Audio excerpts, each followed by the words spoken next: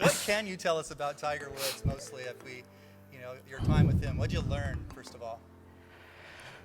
Oh, wow. Yeah, I mean, obviously the best player of all time, probably, arguably, right? Him and Jack. I think one of the things that was really interesting about that experience for me was at the get-go, the whole idea was, in my opinion, the swing in 2000 was like the gold standard. So as close to that as he could get within the constraints of what his body could currently do was always sort of the goal in my mind. And to sit there and watch footage of him in 2000 and sort of objectively see what the motion was, and everybody's got access to these videos, but then for him to describe what he felt then was a really great experience to kind of marry what he was experiencing in his body, what muscles were firing, and with the actual motion. So that right there was such an educational experience in terms of understanding his swing back then, just kind of adding another layer to that, to understanding that motion. The way he talked about course management, the way he talked about like the anatomy of a round of golf. One of the things that he talked about that I thought was so gold was sort of the ebb and flow and the momentum during a round. He would talk about how when you hit it well, you oftentimes hit it well in sort of little clumps. It's not like, throughout an 18-hole round of golf, if you were to hit whatever it is, 14 greens, or X amount of greens in a tournament, it doesn't come symmetrically. It usually comes in bundles where you're hitting it really well and then you're struggling. And he always talked about how for him to be able to stay in it by getting up and down when things were not going great was a really important part of his game. And then he would kind of wait it out to where he felt like he would find a swing again, and then he would rattle off all his birdies. And that's actually something from a coaching perspective that I've introduced with like a lot of the people I train, where you have these short game tests, for example, like trying to get 7 out of 9 shots up and down. I'll do a lot of stuff where I try to train people to get up and down in streaks. Like how many in a row can you get up and down? To understand that ability to kind of stay in the game. When things are off, can you get up and down 10 times in a row, and the psychology that goes into being able to sort of stay in there even when like the ball striking's off. Would you do something like that with your other players too, or even the regular club golfers? You teach regular club golfers at Dallas National? Yeah, absolutely. I mean, to me, it's like if I'm doing short game work, it's oftentimes just understanding that, hey, when you're relying on your short game, it's oftentimes because the full swing is off, and to be able to deal with the psychology of not hitting it well but still hanging in there. Because it's one thing to be able to say I'm chip and putting it great, but how do you chip and putt it great when you're hitting it bad? And just being able to kind of do that over and over again in a streak sort of sense. So speaking of chipping and putting great, I think somewhere along the time you started working with Tiger, you went through some trouble with the short game, I recall. Can you speak to that, about how you went through that gauntlet? Again, it's one of those things where, I mean, the guy who did an unbelievable job of just like working out of it. I studied a bunch of footage of him when he chipped it really well. We discussed it, and we just basically tried to unravel the knot. There's a lot of sort of little details to it, but he just it was one of the biggest, the most incredible acts of perseverance that I've seen in a golfer. For him to come out the other side of that. I think I heard something where he said, well, I started hitting 1,000 chips and pitches a day, and then I worked up to 2,000, and then once I got to 3,000 a day, I felt more I felt my confidence come back. Is that true? With him specifically? Yeah, shots. Yeah, I mean, he had a ton of shots. I also think it was a function of his body. As his back got better, it got a lot better for him as well. So. And our club golfers take a half an hour lesson, short game chipping lesson, wonder why they can't chip, right? Yeah. I saved some of the video of Tiger where he was having trouble with getting those shots on the green and even having to use a 4-iron. And I'm showing my clients that, and they, to make them feel better about, sometimes what I do and make them feel, yeah, sure. Oh, no, I was just saying the mic. Oh, sorry. Can y'all hear me? The mic. I'm all, yeah, have a drink. It's fine. I wanted to have a beer up here, but it turns out Chris doesn't drink beer, so I didn't want to be the only one drinking a beer. That'd be fun. Anyway, Chris, tell us a little bit about your background. How'd you get this far down the road with golf? What's your sporting background, your educational background? Yep, just played a bunch of different sports growing up. Hockey, baseball, surf, and skated a bit. Fell in love with golf. And, pretty early on, I knew I wanted to get into teaching. And I just, first part of my career, kind of traveled the country, worked for Ledbetter for a little bit in Bradenton. Worked for a guy named Adam Schreiber who taught Anthony Kim for years, was an early mentor of mine. Surrounded myself, with who I felt were great teachers. Guy who's here, Roger Gunn, Chrissy Batcher, I think is here. And then went and worked for Hank Haney for a little bit, spent some time around Mac O'Grady, eventually kind of broke away from all that, started teaching at a driving range, which I think at some point we'll probably talk about, but that was, I think just teaching at a driving range was one of the best experiences I had as a teacher. Eventually went to grad school to learn some of the biomechanics stuff, and then just try to kind of merge those worlds together. And that's basically, I guess, my instructional philosophy is a sort of a hodgepodge of those experiences. So when I was a kid, I know that I was probably one of those annoying kids that felt like I had an idea how it worked and was coaching the other kids and how to do it. And I started our high school golf team. And I know Brett Massingham's here, and we started the golf team together, and we kicked butt. But were you one of those kids too that you, as a kid, you innately knew you could see things? Jamie talked about that he's almost a human track man. I, in some way, believe that too. Do you feel that way as well? Well, say ask again. I'm not sure. I've already forgotten. I don't know. No, that when you were a kid playing those sports, did you have an innate knack for the technicalities of the sport? Basketball, could you see it?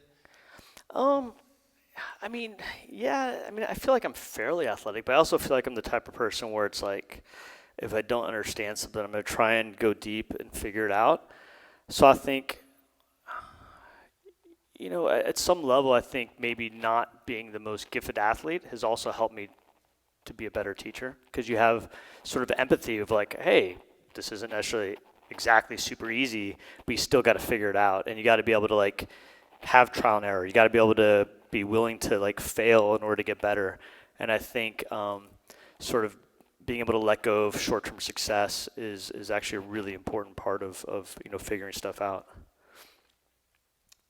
This is a little bit, like, I don't want to call it esoteric, but, just let's go back to some of your guiding principles and philosophies, and maybe touch on how you manage to keep from getting pigeonholed as a techie, overcomplicated guy. Some of the guys have come up and said, oh, you're a little more on the tech side and complicated. I try to keep it simple. Talk about that a little bit, about not getting pigeonholed, about what, or do you even care? I mean, I guess I do care. I mean, I care in the sense that I think you don't ever want to be misrepresented for how you are, in a sense.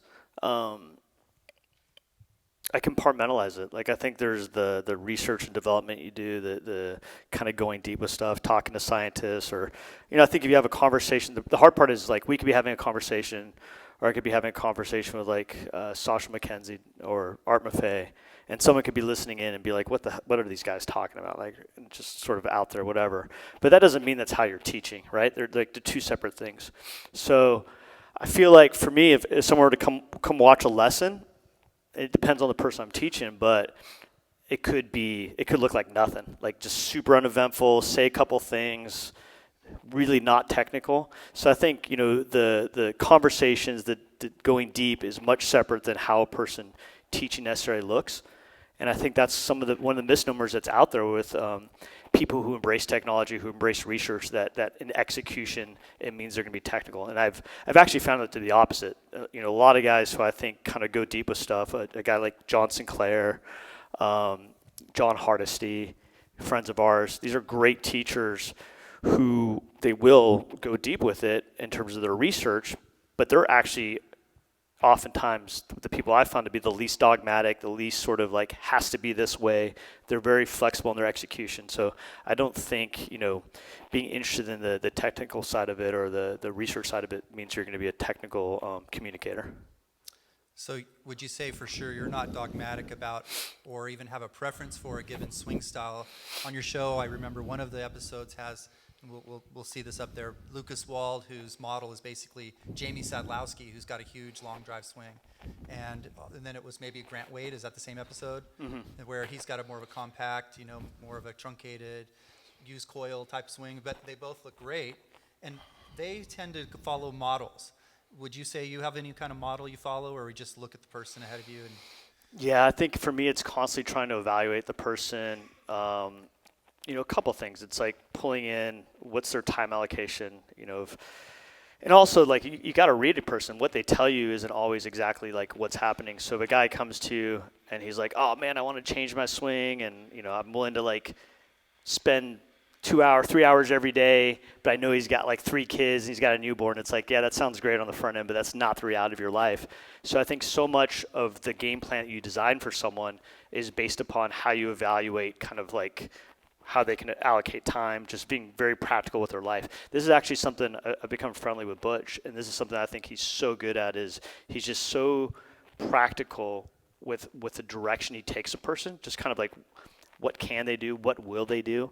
So I think those are all are things that you're factoring into it. And yeah, so based upon all that, I'm kind of formulating in my mind a path of what I think would be least resistance. So if a guy's, naturally got an upright swing, and I don't think he's going to connect to his arms and his hands very well. He just doesn't have that sort of like coordination to that. And I'm trying to kind of match things up in a way to get a certain path on the way down. I may not try to change the plane of it. I might try to get this to shallow out, for example, if I want to shallow out, through some other sort of key. So to me, this is where if you understand different patterns, you understand how they match up, and you have tools to sort of effectuate change, whether it be with their body or the club or whatever, you're trying to say, what is a path of least resistance for that person, and then go down that. And then as you get more information about that person, you can make an update in a sense and maybe change courses. But You mentioned Butch, and you go to I've seen you a lot of the tournaments that I attend, and out on the range on the Monday, Tuesday, or Wednesday, and let's say one of your players is, just doesn't feel good. This ball's not. I've seen Bryson not feeling so good about his shot on one of the early days. What would you do if, say, one of your players is really struggling on one of those days? How do you handle their mood and their state? And also, what adjustments would you be willing to make? I mean, go all the way, like this guy needs an overhaul, or just a nudge, or just a little pat on the back, you're good, pro? yeah, I mean, I think with like most of the people I teach, you have sort of this long-term game plan that you have with them, but then you have the sort of along the way kind of audibles or tweaks, or you hate to say it, but like kind of band-aids that you got to do, right? So, at a tour, if a guy's struggling, at a tour, if he's struggling, I'll take a Band-Aid approach, as long as it's not really trying to compromise the long-term kind of goal that we have. And I think that's, in a lot of ways, is kind of like what we're all doing. Like, I'm not the type of guy to just teach tour guys. I still love teaching recreational players, and you have to be practical. It's like you're trying to match things up to create a reasonable ball flight, but then also inch them along to like an end game product you're trying to get to.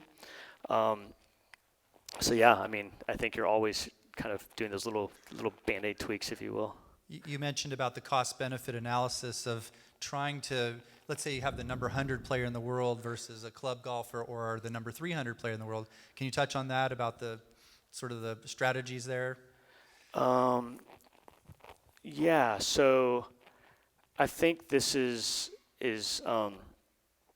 again, you're kind of always evaluating a person based on their goals, and then sort of saying, what are the risks? So this is kind of a better player issue. But like, say a guy's ranked 100th in the world, and he's like, I want to get to like 50th in the world, and that's obviously or he wants to get like top 50. That's a great goal, but the reality of it is that if you get a little bit worse, like you could lose your job. So depending on that situation, I might be less invasive and try to like reduce their score through, the way they practice, more kind of coaching, creating enriched practice environments type of approach. I wouldn't really maybe go into it with like some big swing changes. If a person's ranked 500th in the world and they've been there for a long time, and and oh, you go ahead. Go ahead. Okay. So if a person's ranked like 500th in the world and they've done a lot of things to try to get better, and they're just sort of like hitting a wall, I might like jump in there and be like, you got to make some swing changes. So in that type of scenario, I feel like you can be more aggressive with things. For me, I'm always making this evaluation. What's a person's goal, and then how invasive can you be, or do you want to be, depending on how far they are away from that goal, and then what is also the risk of like possibly things not working out the way they want to. I mean, is that something you might do with a club pro or a club player or a pretty good player or maybe one of your tour pros? Yeah, I mean, I think, again, it depends on the person. I think some people need you to jump in with that conviction. They want to feel that sort of confidence. And some people like want like a certain level of intellectual. What are you? I'm reading my notes. Talk to them. Talk to them, Chris. I'm talking to you too. Oh, sorry. I think with some people like they want the conviction, but some people just want like an honest sort of like take on things. So I guess this is the thing. So in the moment, you're going into it with what you got. Like you've done your due diligence, you've done your research, and you're saying, hey, look, I'm coming at you with like the most conviction, the best understanding of the situation I can. But then behind the scenes, I believe that it's okay to kind of question yourself and constantly be learning and things like that. And then there are times with a person where I'll just be like, look, we're trying to narrow the space that we're working in. There's going to be trial and error. These are paths that we don't want to go down, and you're just basically trying to speed up this whole process of trial and error with a person. So I personally think there's some people who respond really well to saying, look, we're creating this kind of space to work in. Let's figure it out together and sort of troubleshoot. So I've actually had some success with people where it isn't like this is the way to go, and it's more just, look, we're trying to figure it out, but we're doing it with like educated eyes, and we're also creating boundaries of places we don't really want to go with it. So I'm not afraid to kind of say like, yeah, let's figure this out a little bit. How often is it just sort of psychological or a mental thing or a pep talk versus something technical? If you're traveling with your players, would you, hey, let's go straight into, I don't know what, brain stuff that we talked about with Bryson, which we can talk about in a minute? I think it's always psychological. Like you're dealing with people. Like so much of it is being intuitive to their mindset, their emotions, and just kind of playing off of that. The brain stuff, that's its own separate thing. There's a lot of kind of research that's going on with that. That's not something I'm an expert in, so like I'll pick their brains and I'm always a person who's trying to like do the smell test, I guess. Does it like seem right? Because it's very easy for someone to be like, oh, research says this is how it's got to be. For example, some of the brainwave stuff, if a company comes at me and says, these are the brainwaves you need to perform at the highest level. And it's like, okay, well, why? Like, why is that the ideal state? Have we measured like players when they're under pressure? Like I remember a company out there for a while was saying like, you got to be in this sort of like Zen state. Is that really the best place to be in? Like, I don't know. Maybe it's better to be like a warrior in battle and just like jacked up a little bit. Maybe it's different for different people. I just think it's so easy for any of these technologies to kind of, put out something and say, it almost becomes its own method. Remember like TrackMan, the rage was like getting zeroed out with TrackMan? And it's like, that became its own method for a minute, right?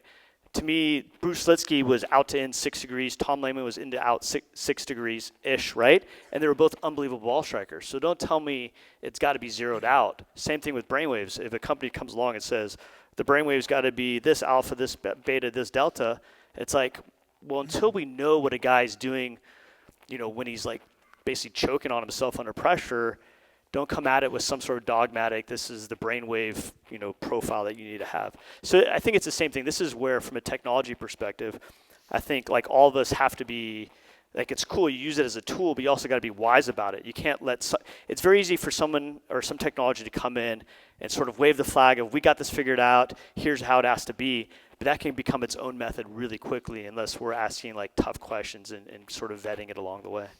I happened to be with Bryson DeChambeau when he first tried the focus band. Yeah. And he was like red. You're supposed to be green. You're trying to, breathe and slow things down. And he was aggravated by trying to go green, So he enjoyed the feeling of, and my good friend Bobby Schaefer was caddying for him at a tour event. And he wasn't familiar with Bryson's way of going about getting the yardage, which was part of his mental process.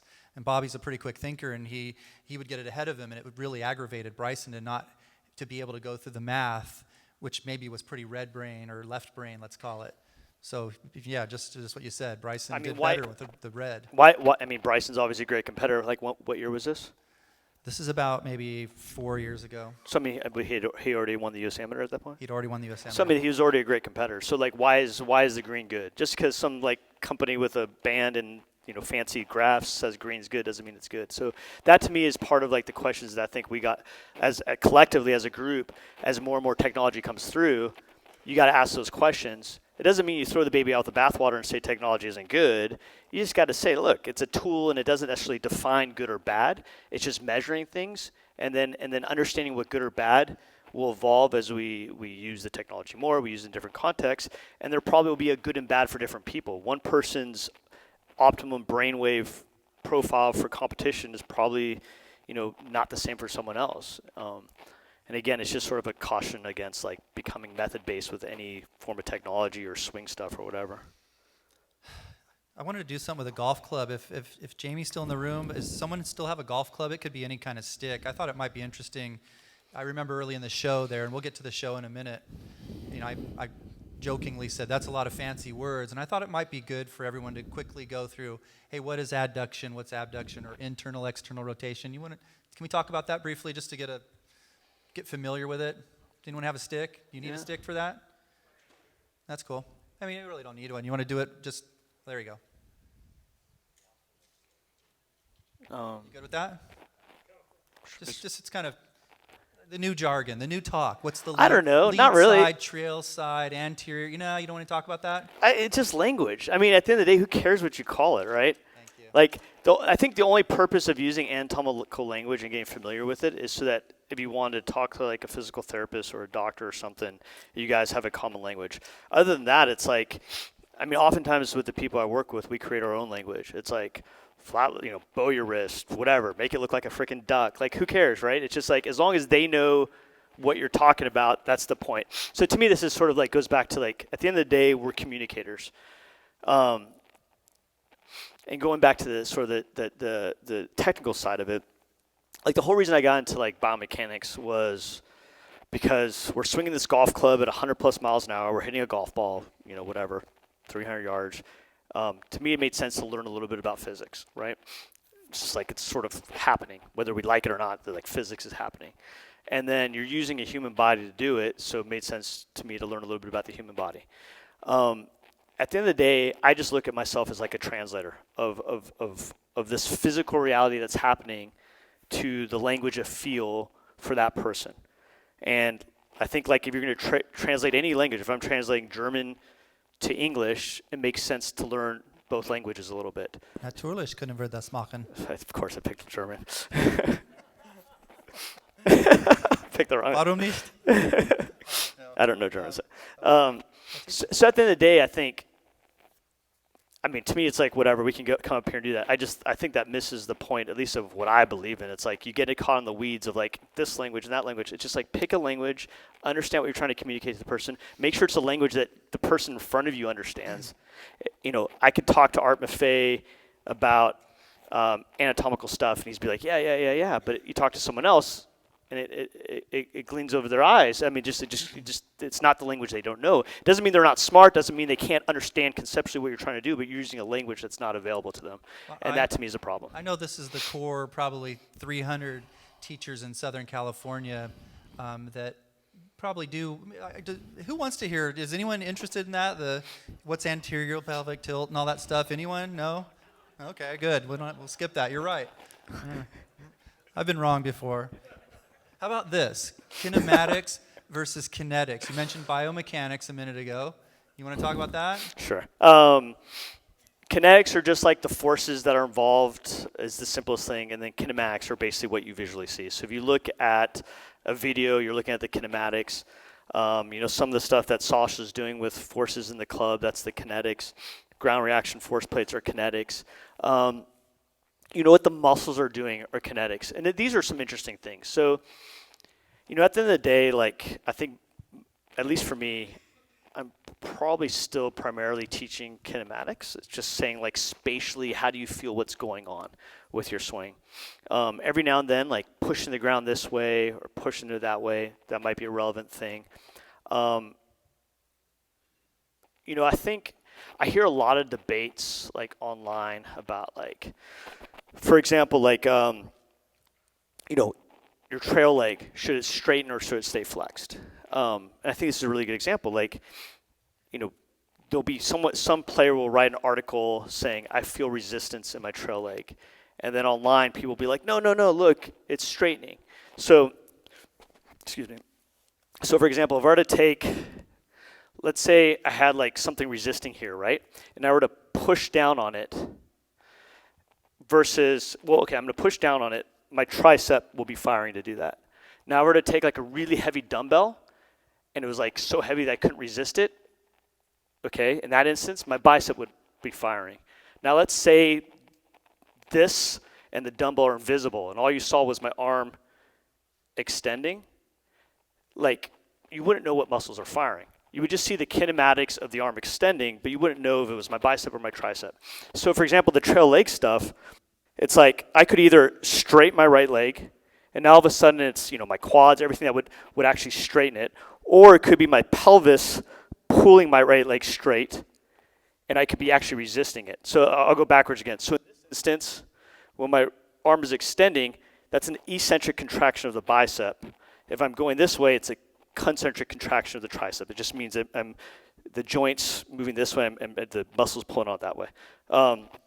So in this instance, it would be two different muscle groups that are acting.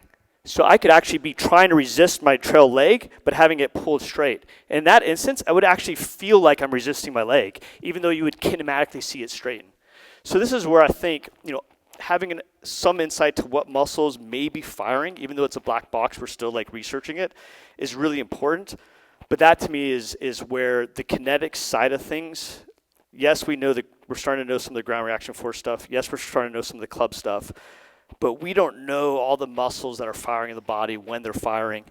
And going all the way back to the Tiger Woods stuff, this is where I was so fortunate to have a little bit of an insight into his kinetics, because he would describe what parts of his body were firing to create those kinematics. And, you know, again, I think this side of the kinetics in terms of what muscles are firing in the body is still so unknown, but this is where it's exciting because we're going to learn more as time goes on. And, you know, I think that's where teachers who kind of tap into a lot of like feels, like, oh, feel this in your body, or feel that, or Adam Schreiber does a lot of stuff in the gym where he's creating kind of resistance and getting certain muscles to fire. I think that's super interesting. Kevin Duffy does a great job of triggering certain muscles, basically tapping into the kinetics. You know, again, if I were to hold a club, I could be twisting my arms this way, or could be going, I'm trying to do it this way. And because they're resisting each other, it would look exactly the same on the club, but the muscles and the direction they're firing are totally different. I think that stuff's relevant. A guy like Pete Cowan's really into trying to get people to kind of twist against itself. And if you just looked at the kinematics, you wouldn't be able to really tell the difference, but their muscles are firing in that direction, and stuff like that probably matters. And I'm not saying I have the answer to it because it's still very much a black box, but that's a space where my head's always like trying to kind of figure it out. I think this is where there's a lot of value in actually reading books from players and seeing what they felt. And what they felt may not be actually what they did, right? So at the end of the day, the golf ball doesn't know what your swing thought is. It doesn't know who your teacher is. It just knows what you did, right? So in one instance, it's like you got to look at what the person's motion is objectively, not what they were thinking, not what, you know, the person they're going to or the philosophy they're trying to do, but just what did their swing do? But then I think if you read what their experience of that swing was during that time, you can tease out some of the kinetics potentially, what they were feeling in their body to create that objective motion. I don't know if that made sense. No, but it does make sense because look at what's happening, how it's all, what's old is new again. Some of the old swings, yeah. We look at them now and go, dang, we can see why that worked so great. And it was back then you would observe it, and then the pro would say, oh, I did this. He might write an article. Or then video cameras came around, and you tried to fit inside the lines with your video, and then TrackMan came around, or radars, and then force plates, and then 3D. So on your show, you think you always end with what's next. So in all that lineage, what do you think could be next? I think probably understand the muscles that are firing. I think just getting more data with the things we already have and trying to make sense of it. I mean, people ask me, like, how do you define good or bad in a golf swing? And at a high level, at the highest level, I kind of look at it like this. Like, out of all the millions of people who have ever picked up a golf club, you know, most people, if they could, they would play on the PGA Tour. Now, you'd get the guy who wants, or the woman who wants to go cure cancer, make $1 gazillion doing something else. But most people who've picked up a golf club, if they could, they'd play professional golf. So you have this, like, these millions of people who've ever picked up the game. You can look at that as a collective trial and error. So some people will say like Ben Hogan dug it out of the dirt, or Lee Trevino dug it out of the dirt. I don't even look at it as like just them in isolation. I look at it as like millions of people trying to dig it out of the dirt, and then out of that collective, a Lee Trevino came out and a Ben Hogan came out. So to me, this is like this massive sample, this massive trial and error, and out of that came these great ball strikers. In my opinion, there's way more intelligence contained in that trial and error than any teacher could come up with and say, it should be this or it should be that. So in my opinion, those guys figured it out, and it's our job to have a better understanding of what they figured it out. When I say they figured it out, I don't mean at a conscious level. They may not even know what they figured out, but that they, subconsciously figured it out, if you will. And I think our job is to have a better understanding of that. And people will be like, oh, you're into science, and it's like I always say, I'm not in the science of invention. I'm in the science of discovery, and the discovery is trying to have a deeper understanding of what they figured out. And then I think, as technology advances, we're able to kind of like understand what that is better. So at first it was still pictures, then it was cameras, then cameras got faster, and as they got faster, we could see what Adam Scott's face looked like coming late in the ball or whatever. And now we can see how they're pushing in the ground. And now if someone gets on AMM, a PGA Tour guy, we can look at the kinetics of the club, and eventually we'll be able to see what muscles are firing. So I think it's just going to be this constant progression of having better tools to have a better insight in terms of what the better ball strikers are doing. And then I think through that understanding, that's where we have a better chance of potentially recreating that with someone who doesn't already do that. And then I'm going to go kind of one step further. If we're using a model, to me it's just like, if a guy comes to me and he's a 10 handicap, and let's say he's 45 years old and not particularly flexible, has an office job, why does a tour guy necessarily have to be a model? So I taught a guy for years who was 65 years old, won like club championships all over the world, +1, great golfer. He's 65, he's in good shape, but his good shape is probably similar to a 45-year-old's okay shape. Why can't that guy be a model? The 10 handicap would love to hit it like this +1. So why does it have to be? I mean, he'd be ecstatic to have his game. Had a little flip at the bottom, whatever. Why can't he be a model? So to me, at the end of the day, I think there's this infinite amount of models you can draw from. As long as there's a precedent of a system that works, and a person's trying to get to a certain skill level, all these are potential models to draw from to help that person on that path to like improvement. Let's get to the show in a minute, but I know you've had some serious mentors along the way to get you here. And I know one of your favorites is here. You want to bring him up on stage? Yeah, so there's a guy named Roger Gunn. I don't know where he is, but he gave me one of my first golf lessons. So I think it'd be fun if he jumped in a little bit too. Yeah. I think my pants dried from when I spilled water in the beginning. Hi, everybody.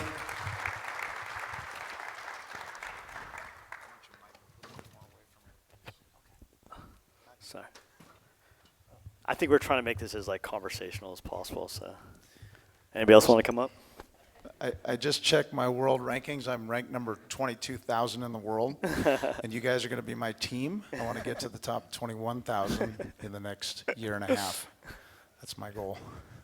So pick him up. No, let's talk about what Roger, how he mentored you along the way, and some of your other early mentors. Yeah, I mean, I think kind of going to the conversation of what do you deal with a guy on tour, like on early in the week, he'd be struggling. Roger very early on instilled in me this idea of ball flight first, and I just think that's the only real objective measure of what makes a golf swing work. I think things get a little foggy when we talk about repeatability, because it's like, on one given shot, a 5 handicap could hit a beautiful shot, right? Or for example, there's somewhere in the world some 18 handicapper hit a hole-in-one today. And if you were to put TrackMan behind him, maybe zeroed out with his path, whatever, and it's like, oh, you got great numbers. Next hole he hits at OB, right? So it's like he's still an 18 handicapper. And this is where the question of repeatability, I think, is a really kind of like driving force for me going forward. It's just like, it's an interesting question, but a little bit of a tangent. But Roger's a guy who really instilled in me kind of like understanding ball flight, big John Jacobs influence. And I think, as we go along, we can kind of. I wanted to have him in tune with the idea that you got to watch the ball flight to see what it's telling you about what your swing is doing. And so as teachers, we're faced with that every day. I noticed the hands that went up about when Jamie asked about players or teachers who are teaching players that are looking to go on the tour. We saw about 2 hands go up. But then when we saw about people who are trying to break 90 or 8, or 100, we had almost every hand go up. So giving the student direction and giving yourself the direction for where to take the lesson is based in what the club is doing to the ball. So, for example, if you have someone who's swinging 8 degrees outside in, but you can't stand the fact that his shoulders are so closed at address, better not touch him. Don't do that, because now he's going to be 12 degrees outside in, and now you're going to make it harder on yourself. So that helps us as teachers to make sure we're knocking on the right door to make that student better along the way. That it doesn't have to be a meltdown first, and then we'll get him fixed in 3 weeks after he works on this thing. It's like get him working on the right stuff, and then they can move in the right direction. So the thing that we talked about at lunch a little bit was the idea of toe and heel contact. So of the teachers out there, I have a quick question myself, and that is those who are teaching with TrackMan or FlightScope or some sort of diagnostic tool. Can I see a big show of hands? Okay, so not very many compared to the amount of hands that went up about people who are teaching the 90 shooter. So you're out there basically looking at it with your naked eye. That's fine. You can give amazing lessons that way. Do we know any of those golfers who are hitting it in the center of the face every time? Mm-mm. The ball is lying to you every time the golfer hits it off center. It's a lie. The ball flight you're looking at is not representing where the face and path actually were at contact. And I'm not going to commandeer this conversation, but this one concept I wanted to get across because it's important. Don Parsons, in the book that you got, has a fabulous article on there on page 65. He talks about toe and heel contact. But there's something in a deeper dive of that's really super important. We all know about horizontal gear effect. If you don't know, you should brush up on that. But basically, when it hits on the toe, the ball is going to start more to the right than it should have for where the face actually was, and the ball is actually going to have some draw spin. Okay, great. We all know that. Super. But when you blend it with path, it now can give the ball flight something that can really trick you. So, for example, it is possible to swing 7 degrees to the left and hit it on the toe and have the ball fly perfectly straight. So as a teacher, we're sitting there looking at it like, man, I didn't like the contact that much, but it is perfectly straight. So I guess his face and path are straight. No, they're not. So if he hits it off center, then you want to think about what must be happening. There was a guy who hit a shot during a FlightScope seminar that I saw. Good player, hit a dead straight ball, no curve whatsoever, and he hit it viciously in the heel. You could hear it.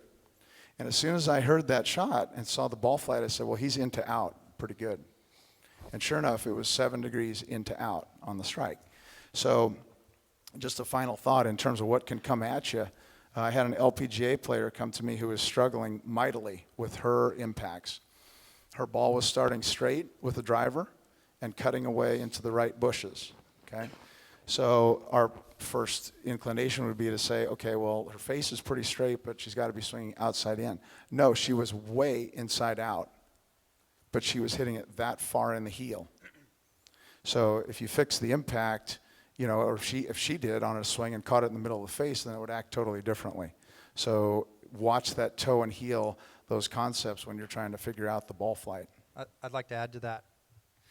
I remember in 2011, Rory McIlroy won at Congressional, the U.S. Open, by quite a few shots. And he'd never been on TrackMan until then. And he said, okay, now I want to do it. I want to see what I'm doing so right.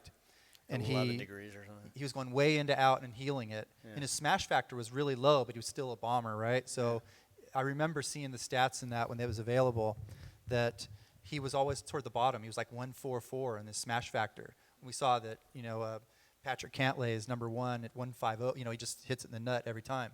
So Rory said, oh, okay, well, I got to swing a little less into out.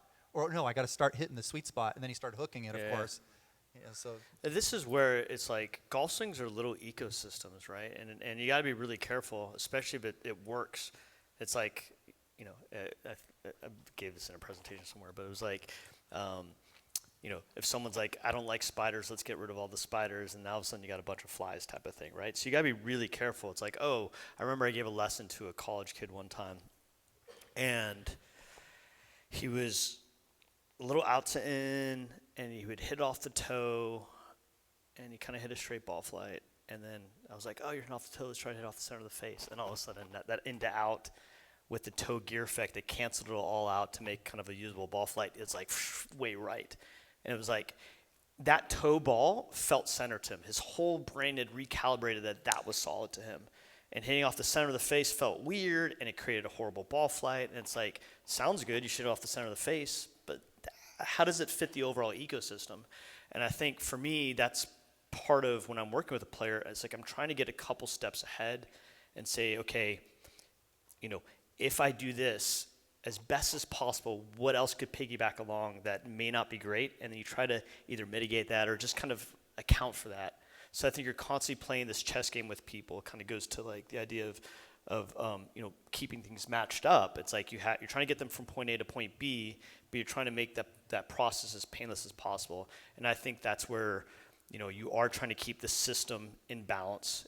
Understand if you change one thing, what else has to change with it to make everything usable, so they can still kind of inch their way from point A to point B, but not have these crazy sort of downticks in their game, hopefully. Yeah, so to go along with that concept, for anyone who's taught with TrackMan or FlightScope or anything, they've learned some incredible stuff. So as a ballpark idea, if you're hitting it in the center of the face, the ball's going to start where the face was looking. So you know what's happening with the person's club face just by watching the ball take off. The curve of the ball is the path relative to the face. So if it curves to the right, that means the path was left of the face, and vice versa. So this way, when Dustin Johnson comes to you and says, my driver stinks and I need help from you right now, we're going over to the range. So after you're done with your heart attack, you can say, okay, first of all, you need to know what he wants to do. What are you trying to do? Oh, he likes to hit a 15-yard cut. Okay, so I'm trying to hit my 15-yard cut. Okay, good. Let's watch you hit one. So I want to start it at that tree, and I want to cut it to that tree.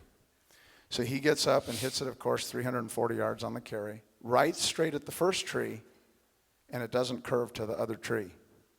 What's the matter? Well, we can tell by the ball flight exactly what the matter is. He wanted to start it at that tree on the left. It did. How is his club face? Anybody? How is his club face? Perfect. Perfect for what he was trying to do. Not square to the target. He wasn't trying to go square at the target. He was trying to cut the ball. So the club face was perfect, but it didn't move in the air. What's the problem? We already established the club face is perfect. Yeah, the path. What's wrong with the path?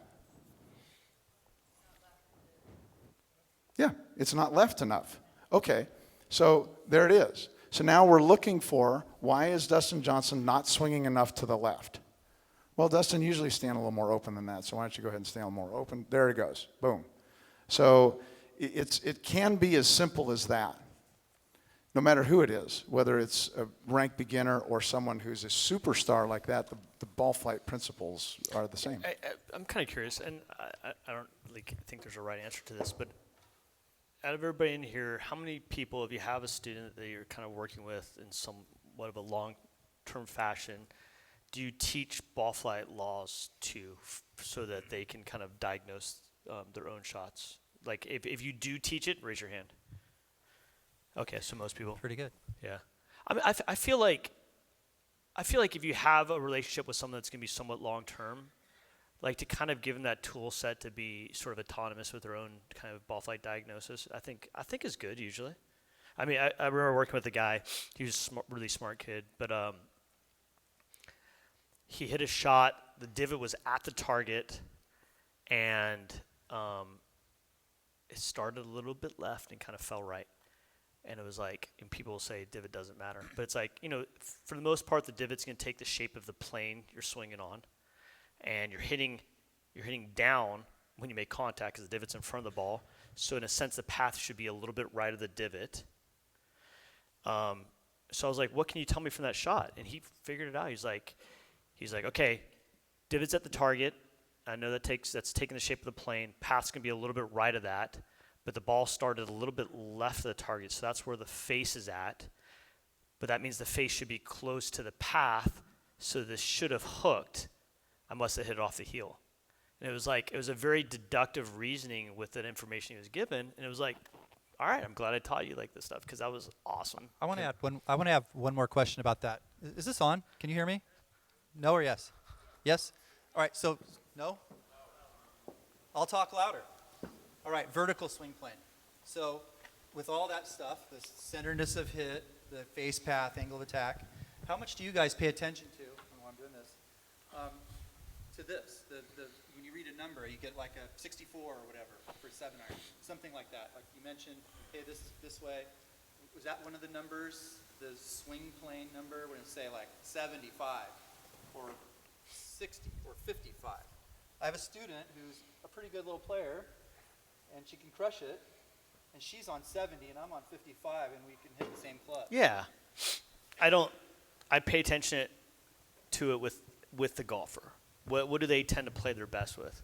And this is another way that I'll use technology. If a person's playing really good, I'll do a collection of get them on a force plate, get their 3D maybe, know what their TrackMan numbers are, and then I put it in a safe, and I go save it for a rainy day, just so I can have a better understanding of what you more or less do when you're playing your best golf.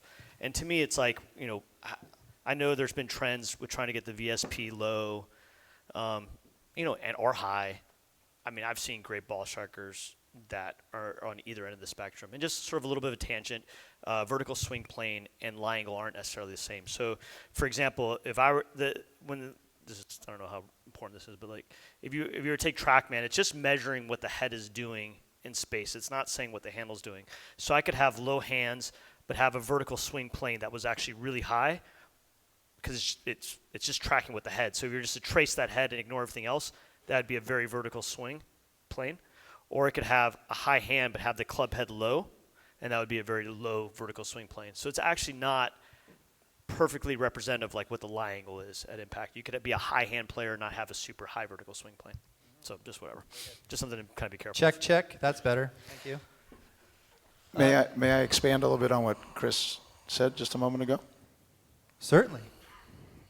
So Chris went pretty fast over that one part. That was awesome, by the way, what you just said. That was really super cool, where it's like you can have hands low and have a very vertical swing plane. Like Sergio's kind of low hands. Fantastic. So forgive me, but the thing you went over with the kid with the great questions, there's a lot in what he just said. And does everyone, I'm going to expand on it anyway, so I probably shouldn't even ask, but there's a couple concepts in there. The divot straight at the target is not a straight shot divot. It's a draw divot. Why? Because you're not hitting it where the divot is. The ball's getting struck before the divot really starts. So because it's a circle, it's a little earlier on the circle. So a draw divot is going to be a straight divot because it hits the ball while it's going this way, tears out the divot going that way. So that's the first thing, if you will. Since it's a draw divot, if his ball had started left, and that's where the face actually was when it made contact, it would have started left and hooked. It didn't. It cut. So that's what I'm trying to get over to you guys, is that the ball can lie to you and trick you about what's happening. So Gear effect is real. yeah. So a straight shot divot is going to be slightly to the left of target because, again, it catches it earlier than where it's hitting the ground. So that toe and heel stuff can totally make the ball do something different than where the face and path actually were. And what we're hoping to do when we're looking at ball flight is to get an idea of where the face and path are. Oh, this guy's outside in with his face open. Okay, great. Not always, if it's not in the center of the face. That's why I sometimes I'll spray some powder on my students' club, and then I'll draw like a straight up and down channel just on either side of the sweet spot. And I say, this is the zone of truth. So if your ball's hitting between these two lines, the ball is telling you the truth out there. If it's outside of those lines, it's lying to you. And then I'll help them with how that might be, manifesting. So two little kind of tangents off that. A driver, gear effect's such a big deal with a driver. And where the center of mass in the club, and then, depending on their path, it will actually project to different places on the face. That's its own little rabbit hole to go down. But that center of mass, even if you have the same club model, same shaft, everything, between different actual drivers, it's a little different. So it's pick a model of a club. TaylorMade. Okay, whatever. TaylorMade what? Something. What do you have? 790. Okay, 790. So if you were to take I'm a Callaway guy, sorry. If you were to take the TaylorMade 790, you got your gamer, and then you have your backup. The chances of them having the center of mass in the exact same place, probably not going to happen. The bulge and roll, even that's the quality control between clubs isn't perfect. So a person, I've seen this so many times with better players, they have a club, it's their baby, and then their backup, and it's not the same. There's so many real reasons why it's not the same. It goes back to the whole ecosystem. And I think every player has this matchup of, what is their path, what is their face angle, what is their default contact point to create a gear effect that fits everything else to hit a usable ball flight for them. What's their distribution of contacts to hit the whole distribution of, for a better player not hitting a foul ball. So if you have a driver that you like, freaking protect it. I'm so I try to keep my guys from changing drivers so much because I just know how sensitive it is to all these little kind of components to it. What you're saying there about, how a player can have a blend of where it's hitting on the face and it might match up a path to create a shot that looks exactly the way they want, even though in a perfect world on TrackMan at night might not be exactly right. So there was an example of a European Tour player that TrackMan used to use this as an example. So this player was hitting his driver with 14 degrees of launch, 2,300 spin. The flight, as you looked at it, looked as perfect as you could imagine. But the smash factor was a little bit low. The ball speed was a little bit low in terms of his club head speed. So what was he doing? He was hitting it a taste high on the face with actually a slightly descending blow. So it was getting the high launch, low spin because of where the contact was on the face and not because of his swing. So he was missing, about 12 to 15 yards of distance because of the way he was striking it. And now you get into the teaching of the player where it's okay, I can get him 10 more yards by getting him to hit up on it and hit it in the center of the face, but he might not like that feeling at all. And now it's great, I hit it a little bit farther, and now I can't find a fairway ever. So, that's our thing too, where it's you might know that as a teacher, where it's okay, this is not the most efficient hit you can make, but it's also right down the fairway every time. Go make some putts and win a tournament. I think such a big part of teaching better players too is knowing their miss. What's the miss they can't stand? That's such a huge motivation for better players is I can't hit this shot, and you got to be able to coach them away from that. And so much of it's understanding the big miss. If a guy hits 12 of 14 fairways, but the 2 fairways he misses are out of bounds, that's not really good, right? So, to me, it's you're always considering what is this error kind of distribution that a person has, and I think that's a big part of better player teaching. Hey, I think we're contractually obligated to talk about Como concepts and swing expedition. We don't have to. We don't have to. I think we should though. Okay. Can we go over it briefly? Sure. Is Bryce over there? Do we have some pictures of some of our swing expedition? I mean, you can just touch on it too. I mean, your episodes, how one segued into the other. Yeah. Started with Como concepts. Yeah. So Como concepts was a thing I did with Revolution Golf. and it had kind of like an arc to it. I would say the general theme was like creating speed or hitting it farther, but in a safe way. So, Sasha McKenzie was a guest to talk about the forces and torques on the club. Dr. Herrick Enrichsen from Ping was a guest to talk about contact point, a lot of gear effect stuff. Where do you need to hit on the face, smash factor, things like that, spin loft. And then Stu McGill, who's like a great spine expert, talked a little bit about how to keep the spine safe. And Mike Duffy did some stuff with ground reaction forces. Kevin Duffy gave us a bunch of stuff in the gym, which was awesome. A guy named Dan Hellman did some stuff to help kind of sort of slow down the wear and tear that golf can have on the body. And then I had some other teachers as guests. And I try to do it as like a juxtaposition of each other, where here's one style, like you'd mentioned, Grant Waite and Lucas Wald. They both work. Why do they both work? So that was kind of the theme of Como Concepts, and it did have an arc to it as a whole thing. And then Swing Expedition, I think, is an extension of that with a little bit more of a travel component to it, where we go to other academies. I meet up with teachers who I think have really good stuff.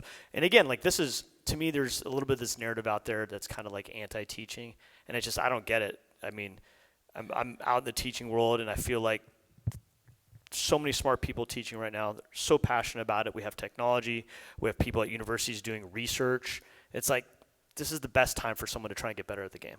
So I look at Swing Expedition as a way to showcase what I think is an incredible time in instruction, and it makes it fun for me. Like, I like to learn, so I kind of get to kill two birds with one stone doing this show, where I feel like I get to show people who I think are great in the teaching world, and then George Gankis and Matt Wolf. And then I get to learn a little bit as well. So it's a lot of fun. How exciting a golf swinging player is Matt Wolf. Yeah, it's awesome. Phenomenal to watch. Yeah. Love it. Yeah, I love what's going on with George Gankis. I mean, I don't teach that way, but if you pay attention to the culture he's creating, Jamie's done a great job creating a culture at Virginia and around that, and Long Beach and Southern California.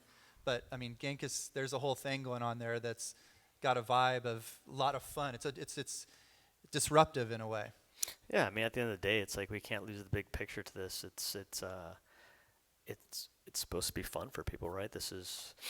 It's like what is a person's goal? It's typically to kind of, I mean, obviously there's people playing for a living, but 99.9% of all the people in the world playing golf is just to have fun with it. So. That was an interesting one. I mentioning DJ a few minutes ago. How many of you have you seen Matthew Wolf play in person or hit it? Have you guys seen him? No, hardly anybody. Okay, it's completely jaw-dropping, like off the charts. Forget about it. Would you agree? I mean, What'd you say? It was Matthew Wolf. It's completely what? We turned off the charts. His hitting. Oh yeah, it's great. It's just crazy. So, Dustin Johnson played with him recently at Sherwood just a few weeks ago, and a friend of mine is friends with Dustin. He said, "So what about the kid?" And Dustin said, "That's the next PGA Tour star, Matthew Wolf, right there." So it's what's interesting too. So, I think this kid Victor Holland is going to be freaking unbelievable. If you look at his driving stats, they're like out of this world. I don't know, like the three of them, Wolf, was it how do you say it? Morikawa? Yeah. Colin Morikawa. He's amazing. And then Victor, I don't know. Skoshi wakarimasu ka? No. Jeez, how many languages do you know, man? All of them, 2 words in every one. I don't know, man. Victor's freaking. How about that kid impresses me. I like all of them. Let's put it that way. I know, they're right? all Like awesome. Yeah. I thought it was interesting.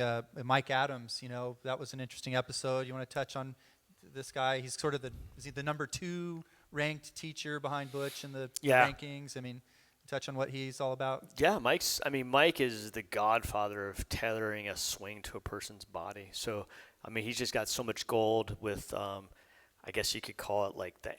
I don't know if you'd call it anthropometrics of a swing, where it's like you're saying your different lib lengths and just measuring a person of what their body ratios are, what their body can do, and then funneling them in a direction of a swing style based upon that. So I thought that was a really, really cool episode. Did you actually work for Ledbetter or with Ledbetter? I worked at the Bradenton Academy in Bradenton, so the junior academy for a little bit. I thought it was interesting when, we've all seen the picture of David Ledbetter behind holding the knees. That's almost a trademark thing. And he talked about the PNF or whatever it is, but all this time I thought he's trying to hold their knees still, hold your knees still, but actually was saying when I let go, you're pushing back. So you're going hip back, trail hip back art. So anyway, I thought that was really interesting. How about Jamie Mulligan? What'd you learn from Jamie Mulligan? What did you enjoy there? I mean, Jamie's just a great coach, right? Like, he gets the big picture of it. I think it's so easy to get into the weeds, and I don't think there's a problem with going into the weeds and getting to the minutia as an exercise of learning, as an exercise of trying to like glean some insight of what might need to happen from a technical perspective.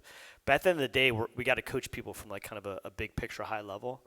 And I think Jamie he's like one of the best at that, right? He's all about teaching the person, and at the end of the day, that's what you're doing. So, I've been fortunate enough to kind of chat with him a bunch out on tour, and just kind of seeing him in his environment, like you'd mentioned, the culture he creates was really fun. And the hacky sack drill he did is like the favorite of the Golf Channel. I always see people walking around the Golf Channel with the hacky sack on their head now making swings. So it's a huge, seriously, it's like the biggest hit there. They love it. I know an episode of Mike Shy and Bryson DeChambeau. Did you want to talk about lead first or no? About lead? Yeah, you Let's just kind do of. it. Oh. I mean, lead was like. So Fowler wrote this book, Golf Winning Formula, way back in the day, and that was like my Bible growing up. I mean, when I was early in my teaching career, lead was like the man. So that was absolutely incredible. The first time, so he wrote a book on Hogan. What is it called? Was it the Fundamentals of Hogan or something like that? There's a graph in it. It was the first time I've ever seen a biomechanics graph. It was a kinematic sequence graph. This is the Ledbetter book on Hogan. And that graph was done by Chris Welch. And I remember being in Bradenton, and they had this closet where they had all these tapes of Led giving lessons to a bunch of different people, like Els and Price. And I would just take those tapes home and like watch all the lessons he gave. And I found this notebook. And the notebook was a bunch of graphs, and it was done by Chris Welch with his company at the time. No, it was Human Performance Technology then. It eventually turned into Xenolink, but at the time it was Human Performance Technology. And that was the first time I saw like a graph in golf, and I was just like, oh, this is so interesting. And then in his book, that Hogan book, whatever the title of it is, he actually had the graph in there. So anyways, Led's like kind of like a hero in a sense, so that was really fun to do. I know I owe some of my high rates I charged to David Ledbetter. Exactly, right? Yep, like we all, yeah. definitely. Absolutely. How about, I thought Bill Harmon, he's one of our favorites from Southern California. Yeah. I mean, how great. What did you Awesome. pick up there? What did you share on the show there? I think a lot of these guys who've been in the game a long time, their main message is that you just got to teach the person. And his whole family, obviously he's not just the years of experience he has as a teacher, but he's been around his dad and his brothers. And he is just all about really understanding the person, and I don't think there's a more important message than that, really. What stories? I mean, we can talk about swing features, but the real secrets aren't the features of the swing. It's more maybe what they might have learned just sitting around the dinner table talking to Ben Hogan, et cetera, and Dad. Yeah. Right? Yeah. That's pretty awesome. I thought Joey D was a great episode. I mean, he's got quite a force out there. Yeah. Yeah, it was a great gym thing. I mean, he had a bunch of kind of crazy drills that at first I was like, what is this? And then you kind of feel it. I had the big ball, and it really sort of gets you to sort of elicit body motion. So it was really good. Yeah, he's intense. It was one of the first episodes I did. So I was like, I mean, this whole experience has been weird. I'm not like a TV person. So it's been fun in the sense that it's got its own learning curve to it. But, I mean, he was literally like one of the first lessons I did. And he was so intense. I was just watching him. I was just like, man, you're so good at this. His like energy was so high. So I think early on in this talk, we've talked about Bryson and Mike Shy a little bit. That episode's coming up. Yeah. So I just filmed with Bryson and Mike Shy. Awesome. I've developed a really cool relationship with them. Mike Shy, obviously, he's worked with Bryson forever. Essentially built the swing that he has and that he's playing unbelievable golf with. And we kind of have a relationship where we bounce things off of each other, the three of us. So having them out and kind of being able to capture what we do sort of organically, just naturally, was a lot of fun to get that on tape. It'll be interesting to see how it turns out in terms of an actual episode. Interesting. That's Jorge Parada, Adam Schreiber. You want to just talk about those last two guys? Yeah. Jorge, he's one of the really great young and up-and-coming teachers. I thought he had a drill where he put like was this bubble wrap stuff, and kind of try and pop it as you come down, and it was a way to sort of like just get a little bit of narrowing in the upper arm to the body, and then kind of widening in the form to the bicep. I thought it was a really cool drill. So I mean, again, this is part of the fun of doing a show like this, is that I feel like I get better with each episode. Adam, I mean, he's one of my favorites. I think he's one of the best teachers in the world. I've known him for a long, long time. I used to drive from LA to Palm Springs when he was the director of instruction at Desert Willow. He was like the whatever for the Ledbetter Academy. I think he was the whatever his title was. He was the main guy. I just think he does a lot of interesting stuff with combining gym work to elicit feels, to elicit certain kinetics. Going back to that, he gets certain muscles to fire. And I think the gym work he does is just really unique and a really great style of teaching. I'm reminded when we were kids, we'd stand against the wall and push really hard, and then when you'd walk away, your arm would float up. So it was something along those lines. Totally. So you can feel, you do get the sensation. It doesn't last very long, but at least you had it in your brain what the sensation was, and that's what both I think Ledbetter and Adam reminded me of a lot, and that was pretty interesting. How much do you do that, like that torsion or resistance or PNF or whatever you want to call it? Yeah, a little bit. I mean, you're always trying to, again, to me, it's just like you learn from all these different people, you know, whether it be people in golf or out of golf, and they're all tools that when you feel like it's appropriate based upon your judgment, which is, you know, based upon whatever factors you're taking into account, you can pull from any of that. You know, to me, no feel, no swing thought, no, you know, physical sort of like therapy or cues off the table. It's person's here, I'm trying to get there. I'll use whatever I need to use to help them get there. Hey, I think before we go out and play, what was it, roulette? No, it's not roulette. Whatever. It's a Randy knows. It's a what's the slot tournament. Before we start that, I know there's some poker rooms in here too. Do you have a little background in poker? Are you interested in that? I played poker for a little bit for a few years there, but yeah, it was a. Should we save all our questions for the poker room? Yeah. Everyone wants to join us playing poker. Well, it's interesting. So like whatever, like I think poker's a great game because you're dealing with incomplete information, right? Like you're basically kind of making these probabilistic decisions. And I think so much of teaching is that you're dealing with incomplete information. You're trying to take in more information as you go along, right? So you're constantly making these updates about the person in front of you, what they can do, what they can't do. And you're making decisions where like not everything is known, and that's okay.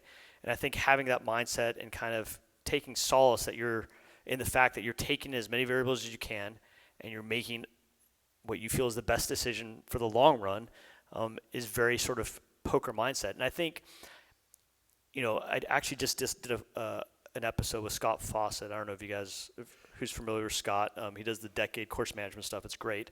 Stats. Stats And a lot of course management stuff, right? And I actually met Scott. This is kind of a funny story. I met Scott playing poker. So I was playing poker in Dallas, and I was kind of doing all right. And he actually came to me. He's like, "Hey, I want to get some poker lessons from you." So I'm like, "Okay." So I gave him a couple poker lessons, and he goes, "Is this what you do for a living?" I'm like, "No, I teach golf." And so he's like, I played at A&M. I played professionally. He's like, I have my amateur status back. So I started giving him golf lessons, and he went to Q school that year as an amateur, actually got through third stage and got his web status as an amateur. It was kind of wild. It was crazy. It was so cool. But anyways, you know, poker has been kind of a thing that we've constantly talked about, and how a lot of the strategy and even the psychology is very relevant to golf. So when I say the psychology, I mean, you know, if you're making a decision playing poker, and this may not, for people who don't play poker, this may not make sense, but like, let's say you get all your money and you have a set, guy has a flush draw, and he sucks out and hits his flush. Like, you shouldn't be upset about that. Like, you did what you could do, and there's going to be short-term variance that yields a result that's sort of out of your control. So not that dissimilar to golf. It's like you're trying to either pick a target that you know is strategically the correct one. If it doesn't work out on that instance, you're still making a decision for the long run that's going to yield a good result. You find solace in that. Putting, it's like, I mean, I've been around a lot of great putters. Badley, Faxon, Tiger obviously is a great putter. And again, the common theme that shows up is that they're all very speed. You're a great putter, and you can either agree or disagree. But like the theme that keeps showing up is being very speed centric. They're always like speed first, and then they kind of fit the line around that. They're almost oftentimes fuzzy with the line. They're like, oh, I'm getting my speed, and I kind of see it somewhere up here. Brad Elder, a guy that I worked with for a while, he actually went and got a lesson from Ben Crenshaw in Austin. And he came back. I was like, tell me what he said. And he's like, it was weird. He was just like, I just kind of roll it down there, and I aim somewhere up here, and I just roll it down there. And it was just very vague when it came to line, but it was very like, I'm trying to get the ball to finish here. I want to see it on its last rotation go into the hole, or whatever it is. It was just very speed focus. And I don't think that means a particular speed, right? So it's like, if a guy's saying, I want to die it in, then he hits at a speed where it dies in. If he's saying, I want to ram this in his mind, that means, whether he's articulating this way or not, it means, I want this to go in at a speed where the ball is going to finish 4 feet past the hole, for instance. And he hits at that speed. They're very precise with their speed. Because at the end of the day, even with like, and this is where I think it's just kind of, again, like a little tangent, but it's something I've picked up with being around a lot of great putters. Oftentimes people think of speed as important from like 30 feet because I don't want a 3-putt or whatever. But speed is just as important for like a 10-footer that has any break on it, because the break is predicated on a certain speed. So now if a guy is like,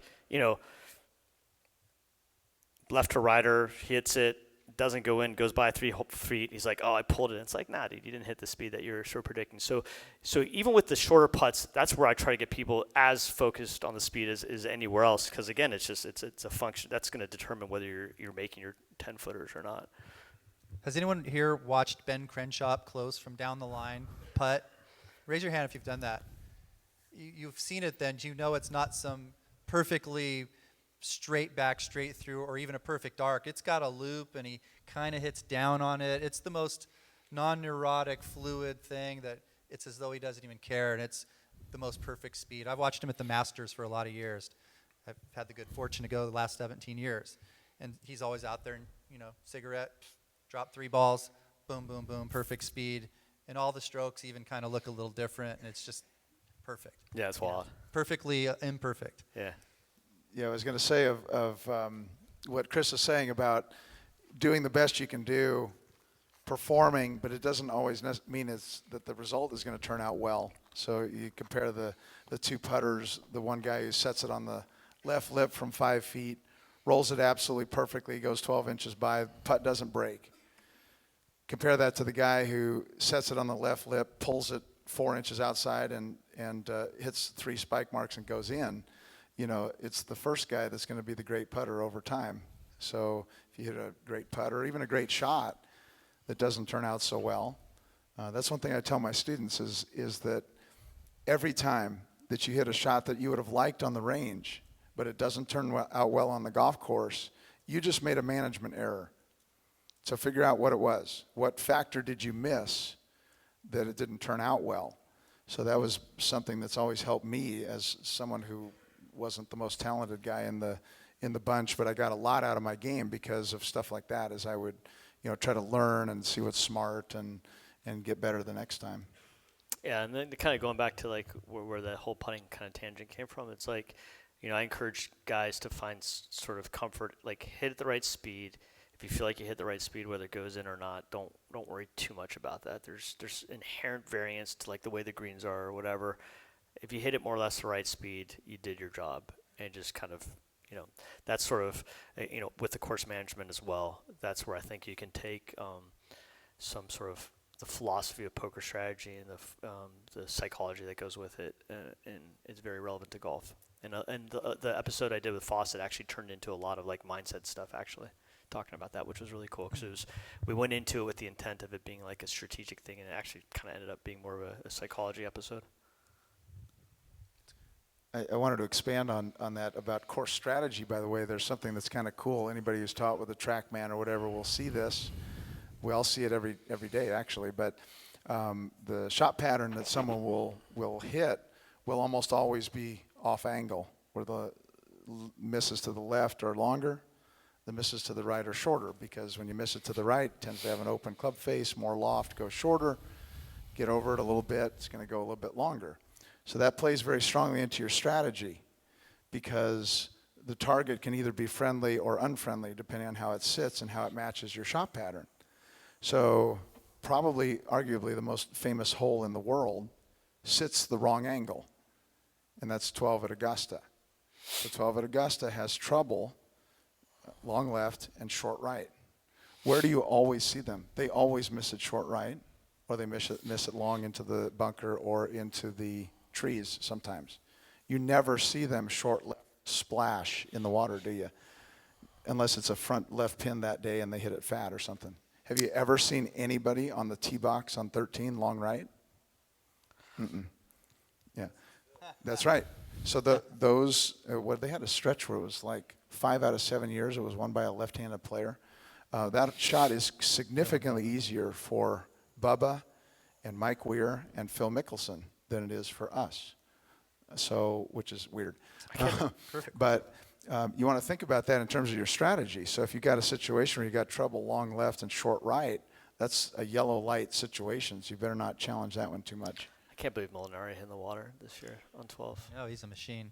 I just remember watching that, and like obviously Tiger hit on the green or whatever, and they both hit Tony and Molinari hit in the water, and it was like, he's gonna win this. It was unbelievable. Right there, I was like, I can't believe this is happening. Yeah, how did that feel, seeing Tiger win the Masters? I mean, come on. Unbelievable. Yeah. It was great. I mean, I think if you're in the golf business, you can't think it's anything other than unbelievable. I mean, that's just everybody wins, right? And this is where it's like, even with these guys on the PGA Tour, I always try to get them to remember, it's like, you know, what business you're in. They're like, I'm an athlete. No, it's like, dude, you're in the entertainment business. The only reason why you make any money is because people are watching and care. Like the best curl in the world, they've committed their life to curling, but they don't make any money because no one cares.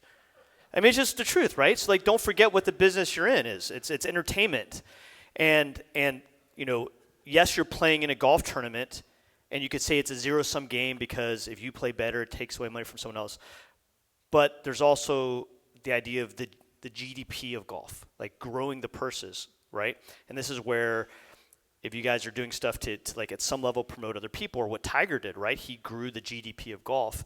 Everybody wins. The amount that you're playing for any given week grows. And even with the teaching world, like to me, this is where, you know, you see people like debating like stuff and kind of trashing each other in the teaching world. It's like you guys are fighting over, you know, pieces of a small pie as opposed to like trying to grow the pie. To me, it's like at some level we should be trying to grow the pie, and then, you know, everybody wins type of thing. So I think it's, yes, there is an element of in the moment, in the short run, things being zero sum in a golf tournament, for example. But then there's also the bigger picture of how do you grow the purse, or how do you grow the industry of instruction, and that to me is, you know, one of the big sort of, I would say, goals of for me the show is to kind of showcase, look, the golf instruction world is really freaking cool, and you know, it's a great time to go get a lesson.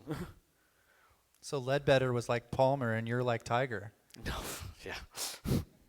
Hey, I'm pleased to see that most people are still here, and most of them are still awake. And I think it would be a good time to have some questions from the audience. Anyone want to talk, ask a question? Oh, wow, look at that Art Maffei. Future episodes, can you mention everybody that you already know is going to be on it? Can you not tell us who's coming? Who's on future episodes? I don't know if I can, or I'm going to tell you anyways. I don't know if I can. So we just, actually last week, I just got done shooting some with an episode with John Sinclair, Bryson and Mike Shy,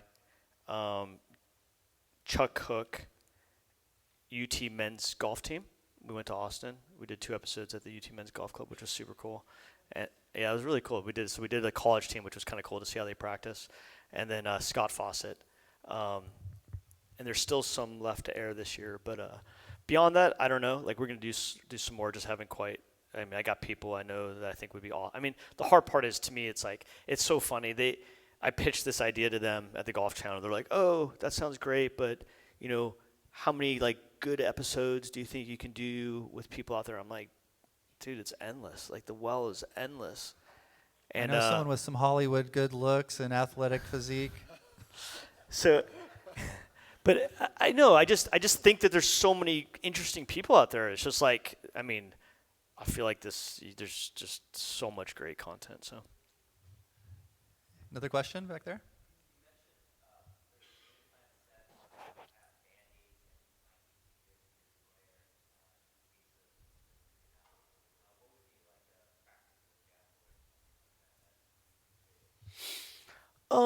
Again, I don't know if it's again, I gotta be careful with the use of the word Band-Aid. I would say it's probably getting more into just very ball flight specific type of stuff as opposed to saying, here's the pattern that we're going for, just kind of shifting out of that gear mentally a little bit. I mean, it could be as simple as, man, play the ball a little bit farther back in your stance, even though maybe it's, for the long term, not exactly where I think I want it to be, given the other parts of their pattern I want to change. But it's like, I know if I play it back, if they play it back a little bit, maybe they won't be kind of wiping across a little bit. Just very simple, like move the ball around type of stuff. Maybe simple, like, notch your grip over a little bit. Just typical ball flight driven type of instruction that may or may not exactly fit in terms of the long-term picture that you have for someone. But even that long-term picture, I would say I tend to be relatively flexible. Like, 'cause if I get more information on a person, it's like, yeah, you call an audible along the way. So, I mean, it'd just be something like that. Yeah, I was going to say, since we're all ready to help Dustin Johnson, an example would be, okay, we've decided here that he's not swinging quite far enough left after your great diagnosis. So even though it might be, he's standing like he always does, but I don't really want to have him work on his swing a whole lot. Let's just go ahead and stand a skosh more left here to get that club to swing a little more left, and then we'll work it out this afternoon or whatever, that kind of thing. That'd be a Band-Aid, if you will, that's breaking a little bit free from the longer-term fix. Bill Holbert. Chris, starting with you and Bill and Roger jump in there, and Billy maybe some golf machine explanation on this. But could you talk a little about shallowing? I mean, it's the rage with a lot of people. Obviously, Matthew Wolf has to shallow, but if you got somebody that's on plane at the top, when and why would you shallow them? And maybe a little discussion on the whys and the wherefores, and who's it right for and how you do it. Should it be a result of sequencing as you start down, et cetera? Sure.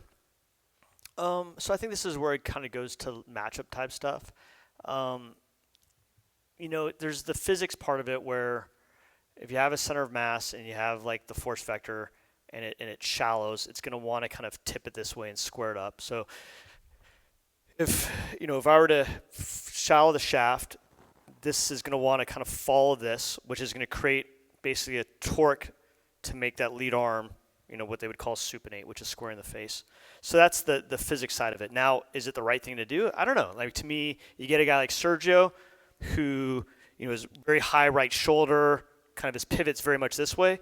Getting the club to work that way is going to match with that. Let's just say he wants more or less a zero path, whatever. They kind of match up to each other. You get a guy like Nicholas, like there might be a little bit of this, but it's not flattening tremendously. And he's going to have a lot more of a pivot where he's going to kind of early, this is where when people demonize kind of early extending or whatever, it's like Payne Stewart flushed and he early extends. Nicholas kind of had a little bit of that stand-up move early extended. So to me, he's not going to have as much of a flattening, but it's going to match up to his pivot to create, whatever the net path that he wants for him, maybe a little bit left of the target because he wanted to fade it or whatever. So, and here's the thing, there's actually been some really good ball strikers that have been measured that don't get the center of mass below the force vector. So it's not like it's an imperative thing. It has a very real physical effect of helping to square the face up, but there's other ways to square the face up as well. So this is where things that are kind of in vogue, I'm always like, well, are there examples of people who play at a really high level who don't do that? And for this instance with the shallowing, there are. So I wouldn't say it's a across the board you got to do it thing. To me, it does have a scoring effect, and then it becomes. I always try to work the problem backwards. What's the path of the club head that this person wants, given the shape of the shot that they want, what are the ingredients that are making the club head net out in that direction? And if I know a guy's, for example, if I know a guy's got a pivot that looks kind of like Sergio, but he's not shallowing it, and let's say he's got more of an arm motion and club motion of like a Nicholas, so it's kind of mismatched and he's sort of like over it because of it, then it becomes, what part of his body is he most connected to? If he's really connected to with his hands and the club and his arms and all that, then I might go in the direction of trying to get him to shallow it because he's got a really great sort of coordination to that. If this is a blind spot for him, but he really feels his pivot in his body, I might actually try to get him to do something like extend a little bit more to match that up, to get the shallow at the bottom, but more through his pivot. So this is to me where it's like I'm trying to evaluate what I think the path of least resistance for that guy is, to create a net effect of what I want this club head to do through the ball to create the shot shape that he wants to see. And these are all potential pathways to go down. Yeah, I think that's a great question, Bill, by the way. And, sometimes we get into a look that we like, and someone maybe is swinging the club in a way where it's like, yuck, I hate that change of direction. But perhaps you try to shallow the club on someone who's early extends. Now it doesn't match at all. So you might be able to bump the club in the right direction just a little bit, and he hits it much worse, and now both of you are unhappy. So sometimes you have to kind of look at it in those terms where it's like, okay, I'm going to shallow this guy's club a little bit because I hate it so much, but I'm also going to have him stay, in his posture a little bit more like Chris is talking about there. And here's something, too, just kind of like this is where I think knowing even some ground reaction force stuff can be helpful. It's like, a person's pushing some amount this way with their trail foot and some amount this way with their lead foot, and that helps create rotation. And if they were exactly, say, 50% of their body weight this way and 50% of their body weight this way, they wouldn't have any lateral motion, towards the target line or away. They would kind of rotate. But if a guy's pushing hard with his lead foot this way, that's not going to actually push the center of mass kind of back a little bit, create a lot of space potentially. Or if they're to push harder with the right foot, that might actually drive everything just slightly this way and kind of, hump it. But then now all of a sudden as a reaction, they might sort of stand up on it. That actually might be something that fits the overall pattern of their swing. So this is where if I decide that I'm not going to touch the arms and club right now, and I'm going to kind of try to change their body motion, I might actually do it through keying kind of the way they push in the ground a little bit. I might be like, hey, give me a little bit more with your right foot, and then all of a sudden they kind of do a little bit of this, it shallows it out. They have let's just say they want to pick the ball, they like a shallow divot. It might be a very simple key to kind of change their pivot to match, the arm plane and club plane that they have at that given moment. So that might be for instance of using like a key of like ground reaction forces and stuff. Leonard.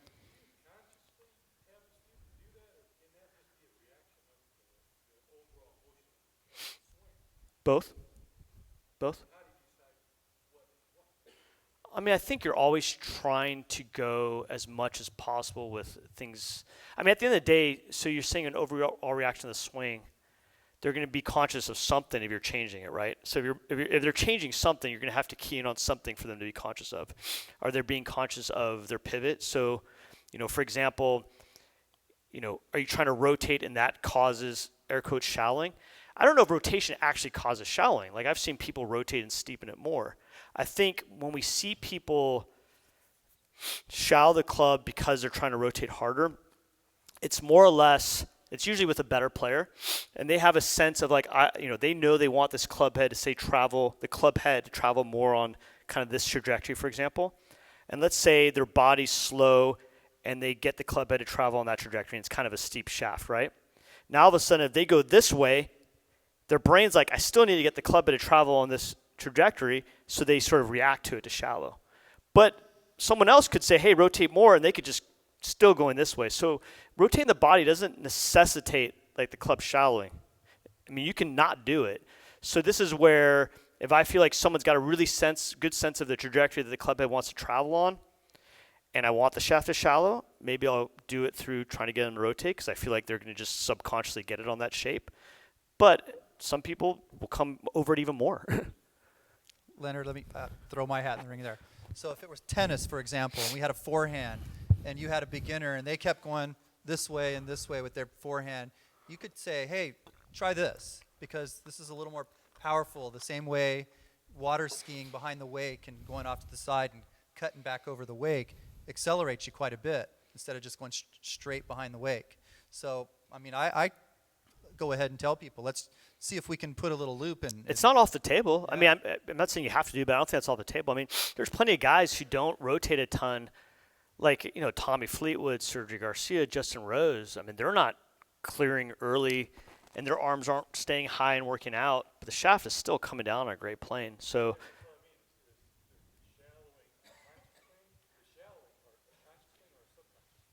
I mean, I think for a good player like Justin Rose and Sergio and Tommy Fleetwood, it's subconscious. They're not even thinking about it. But for someone who doesn't do it, I think they maybe have to have a window of being conscious of something, whether it be from their body or their hands. Like, for example, like, you know, let's just use Sergio. That club is shallowing a ton. There's muscles that are firing that are happening to make that happen. I don't think he's aware of it. But someone who has a muscle firing pattern that doesn't make that happen, in order to make that happen, they're probably going to have to be aware of something. What that something is again, you know, conscious of it. Dad taught him that. Yeah, maybe. You know, I mean, it's so weird. This is kind of, I think there's a lot of like front end good luck when it comes to like being a good golfer. So this is, I may be wrong on this, but like I imagine Bubba Watson A and Bubba Watson B as like a 5-year-old, and he's out on the range, same genetic person, athleticism, whatever, and he's out on the range with his dad, for example, and he sees his dad, who's a 10 handicap, hit a ball up in the air, and it's kind of going in the air, looks kind of cool. First swing, he goes up there, Bubba Watson A, and he's just like, tons of lag coming in, whiffs it. And he's like, darn it, that's not it. And the next swing he goes, and he's like, over the top, kind of pops it up, goes in the air. He's like, oh, that's closer to dad, right? And then Bubba Watson B, first swing he goes up there, lots of lag, flushes it. And he's like, oh, that's good golf. And now all of a sudden, based upon that front end sort of serendipity, they've gone down completely different paths of like as a golfer. So, you know, it depends on how you define conscious at a young age, but I think a lot of great golfers, they just kind of stumble upon it early on, and then that's somewhat of a big influence of, you know, how they end up as a golfer when they're 20 years old.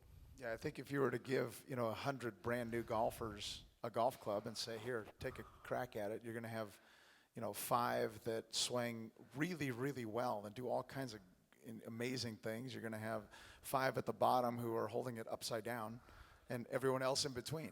So, who knows? It'd be an interesting question, actually, to ask Sergio, because every once in a while you'll see a little kid who will slot it like that. I'm sure you've seen that. So he might be one of those.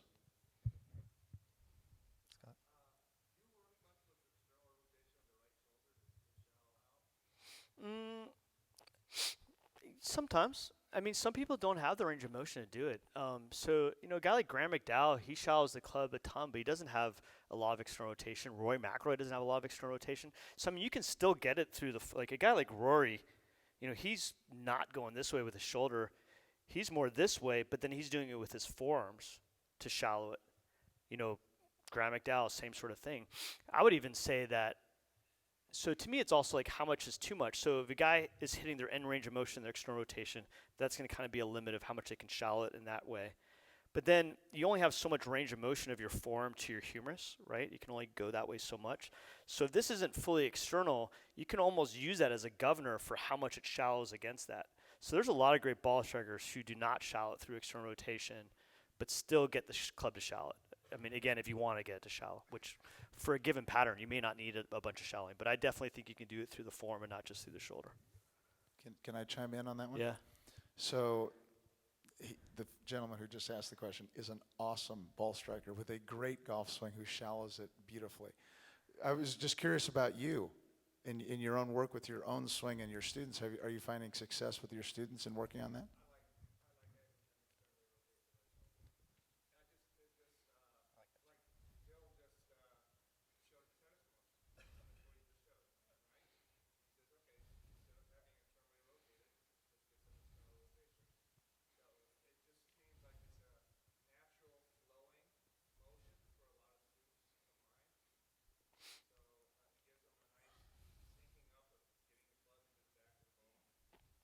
Yeah, I mean, I think it's absolutely a viable pattern. I know there's some people who really like the feeling of the right side kind of being high on the ball, and I feel like those are the guys that maybe if they get too external, they start to get kind of this way, and the right side feels under and kind of late to them. With those type of people, I'm definitely less inclined to try and get external and try to get it more through the form, so they can feel like they're more kind of on top of it and pushing down that way. That's just from my experience. I've definitely come across people who I've had better results with getting the shallowing coming more from the form than from the external, but I think they're both very good options potentially, right? That was awesome, Jordan? by the way. Huh? That was awesome. I love that. You What? know, I learned something new right there in terms of you could do it forearm or shoulder. JT?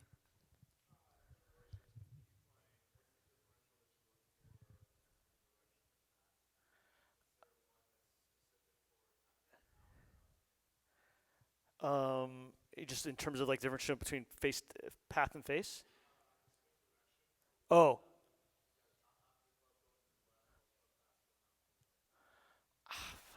I don't, not really. I mean, I think you just see. I'm not sure. So the deep plane, like this, the plane constructed by the face relative to the path, or are you talking about the swing plane?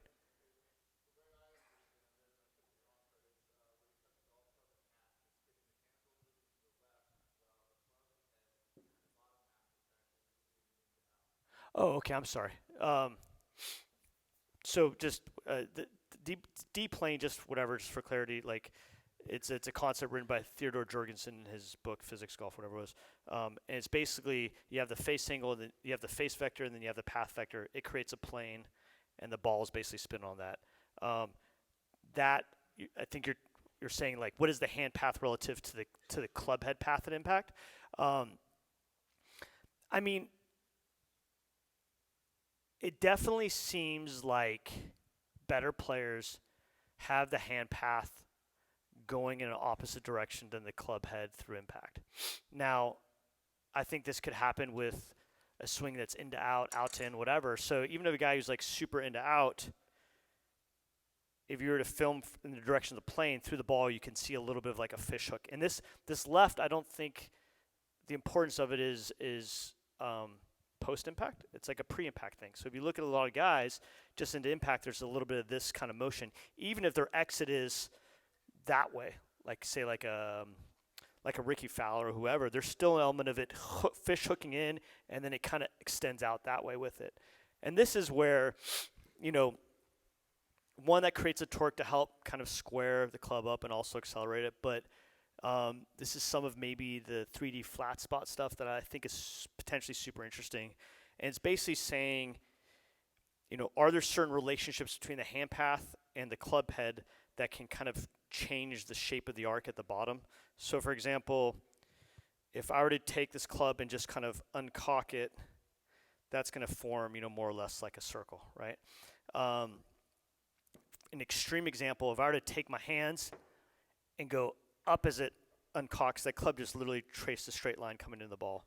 So, with a better player, their hands are usually, they're lower coming into the ball than they are at impact. So it's creating a little bit of this kind of up and uncocking, which in a sense is sort of flattening the arc out. And then this is happening three-dimensionally. It's also, if you were to imagine if there's a wall that my hand's up against, that club head's creating a straight line sort of relative to the target. So it's this three-dimensional of kind of up and in that's potentially kind of flatten the arc, both with regards to the ground and then also with regards to the target. And I think this concept's been somewhat misunderstood. It's not saying it's flat in the sense of parallel to the ground, because it can also be, with a high angle of attack. It's just saying that the arc is sort of elongating or straightening out, whether that's 7 degrees down or 7 degrees up, 7 degrees left, 7 degrees out to the right. It's just saying it's creating a little bit of an elongation down at the bottom. And the idea would be that elongation has a slower change in terms of the direction it's going, and therefore makes someone a little bit less sort of sensitive to error. This is kind of a sort of out there topic, but the analogy I would give would be if I would take like a die and 5 sides on it say bad shot and one side says good shot. and I were to like, roll it, to me, like a lot of the way we look at golf instructions, I roll it and I go, oh, I just rolled good shot. What happened? I had my elbow here, I was here, and let me try it again. Crap, bad shot. Versus a guy like Trevino, to me, his die says 5 sides good shot, 1 side says bad shot. And I've watched Trevino hit a bunch of balls, and he's just like talking, and he's moving around, and every ball is like flush. And I think there's something to, whether it be rated closure or be 3D flat spot, that essentially makes his swing very not sensitive to error. And when I say error, I'm talking about change of ball position. You got wind in your face, so you kind of lean on a little bit more. You have a lie that's a little bit weird. Is there something in the shape of the arcs that people create that actually make them less sensitive to these sort of external things? I don't know the answer to this. This is just sort of like, I think, a very interesting kind of line of question and curiosity. That's, anyways. Have you read that book, The Physics of Golf, by Ted Jorgensen? Has anybody read that? Yeah, it's like a physics book, really, with some golf thrown in there. Yeah. It's better to read something simple. So, like so golf machine. to I was going to say, I actually talked to him. yeah. So I called him on the phone one time. Yeah. Yeah. So his wife answers, and she sounds quite old, and she says, "Yes, he's here." And so she leaves, and quite a long time later on, he comes onto the phone, and you can tell he's very, very old, sharp as a tack when he's talking about the golf swing and the physics and stuff. And I think he said to me at the time he was in his 100th year. So he was 100 years old talking to me about the golf swing. It was very cool. I see we're getting the hook. And we got time for one more. So to your question, I do think there's somewhat of a difference. How much, I don't think it necessarily needs to be a lot. It's just creating that kind of offsetting. Back to real quick, I'm just going to finish with this. So it's sort of a canceling out of a joint. So if I were to take my finger and just isolate this, my finger would move in an arc, right? But for this to move in a straight line, it's sort of the canceling out of the elbow, the shoulder, and the wrist. So I think there is sort of this kind of canceling out of joints that can make the club head actually move in sort of a straighter lining effect, whatever direction it's in, whether it be down or up or left or right again. So, Anything else you want to say, Chris? They've already cut my mic off.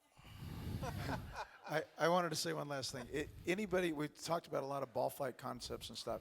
Anybody who wants to reach out to me, the section will have my email and stuff. Any questions at all, please reach out. I'd be happy to chat and shed a little light if I can.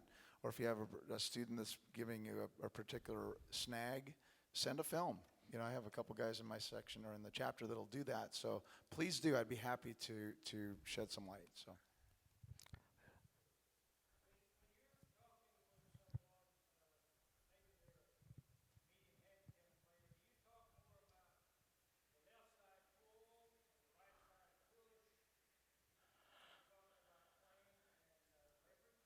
yeah, I don't know. I mean, I don't. I mean, it just depends again on the person and what they're doing swing wise. I would say if I were to give an average, if it's something I'm trying to kind of change and transition, I would say it's probably in general more left-sided. And if it's something through the bottom, it's typically more right-sided. But that's just a really big generality.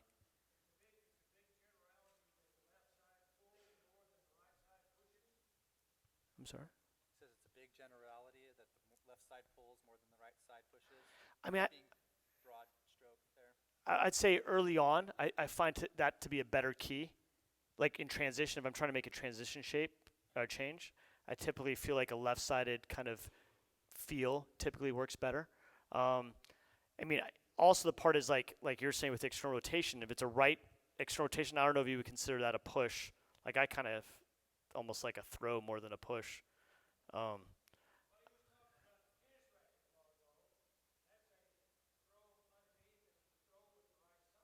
So would you consider that a push or a pull? Okay, I guess it's sort of how you define it then, because I wouldn't think of throwing as a push per se. But yeah, I mean, if that's how you define a push, then yeah, I mean, I'll do a lot of transition stuff with right arm throwing too. So I might, It just depends. I mean, I definitely have had people try to feel like this is some of the Kevin Duffy stuff, but feeling like their fingers work a certain way. And again, maybe it's how you define it, but I've definitely had people feel like they almost twist going against each other, which people have described that as pulling with their left side. So this is where it's a little bit hard, because I guess it depends on how you define pull and push and what a person will feel. Like, I know a lot of people who would call this not really a push feeling. They would call it like a throw, whereas something like this would be more of a push to them, where they feel like they're actually activating more of their pecs. So, again, it just but again, with that, even that, like, that's to me a person who's less externally rotated, they typically activate their pecs more and they shout through the forearms. So something like that, it's feeling like the weight of the club head behind them and then kind of push down. Someone like this, you're saying you would call that a push, then that's fine. I'm not saying you can or you can't, but I don't know. I know a lot of people who wouldn't necessarily feel that as a push, but I don't know.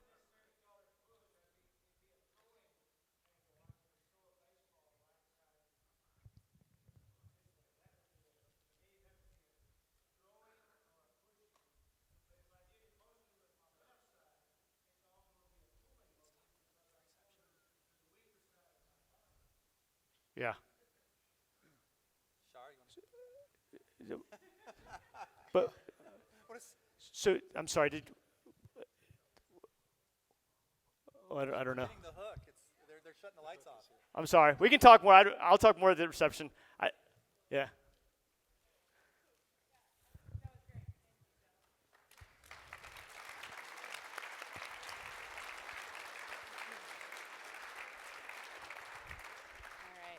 So kind of all over the map, really fun. Thank you very much, gents. No, it's great. We did a little of everything. It's good. That's why we're here. So thank you to everybody for coming today. Couple things. If you could please stay seated just for a moment, we'd appreciate it. There's a couple important messages I want to get to you, and then just want a quick hello from the folks at Hanma. So first thing is, tomorrow when you come, please do not park in the golf clubhouse parking lot. So even if you park there today, please do not park there tomorrow. Everybody will need to park in the main parking structure. For tomorrow, we'll get started at 7 a.m. for breakfast. First speaker presentation will be at 8:15 a.m. And then just real quick, the gents from Hanma, if we could have you come say hello. They have graciously put together a great party for everybody this evening, starting right after. So That's great having you up here. Thanks, Char. Thanks. Great. That was fun. We're going to be brief, very brief. I know we're standing between you guys and a cocktail, and it's been a long day. So thank you for having us. Thank you, Randy Chang, for having us. My name is Brad Holder. I lead marketing for Hanma Golf. You guys may know Brett Upper, our director of golf, and I'll hand off the mic to Brett here real quick. But come say hi to us at the pool. We're really here to help you guys learn how you can get members and your students more involved with Hanma. If they want a fitting, if they want to experience the brand, we're here to help you with that and also help make some more income. So we have a new business model. We have a way that you guys can send guests to the Hanma House in Carlsbad and also come out to your course and do events. So we want to make that really easy. Brett will probably give you a little perspective of what that's like as a PGA professional. So thank you for being here. Thank you for having us. And Brett, will let us wrap up, huh? Thank you, gentlemen. Great job up here. Chris, Bill, Roger, appreciate that very much. So being a golf professional real quick, for 35 years, owning a couple shops, I got tired of companies telling me that I have to carry $30,000 of this and $30,000 of that to have programs. So what we have for you guys is you don't have to put in any money. We just want you to send your clients and your customers to the Hanma House, which is opened a week ago, and we're getting ready to put 9 mobile hubs on the road. So they'll be all throughout the country. You can share in profit sharing with us. So without having to carry any equipment, sell anything, please simply share that with your decision makers at your clubs, your facilities. Everybody's got at least 5 people out there that can fit in a Hanma equipment. So please come enjoy the cocktail party. Appreciate your patience. Thank you.